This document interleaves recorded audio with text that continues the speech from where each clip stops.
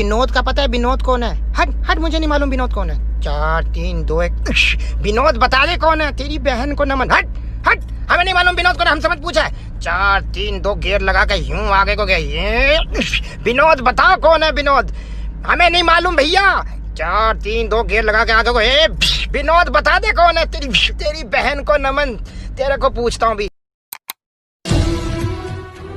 इधर आओ ना। क्यों ऐसे दोस्तों के साथ घूमते हो जो मुसीबत में तुम्हें काम नहीं आने वाले? मुझे भूख लगी है, मेरे साथ मैकडी चलो। ठीक है, दोस्त को बाय बोल दो। हाँ जाओ, बोल के आओ। इतना मूड क्यों ऑफ है तुम्हारा? मेरे घर वालों ने मुझे निकाल दिया घर से। पागल हो तुम? पैसे कौन देगा तुम्हें? चलो ना घूमने चलते हैं। मेरे पास कार नहीं है। कार कहाँ गई तुम्हारी? घर वालों ने कार भी ले ली मेरी। चलो कोई नहीं, मैं किसी और के साथ चली जा रही हूँ। वैसे भी तुम मेरे कुछ काम आने वाले हो नहीं। हेलो भाई, मुझे घर वालों ने घर से निकाल दिया यार।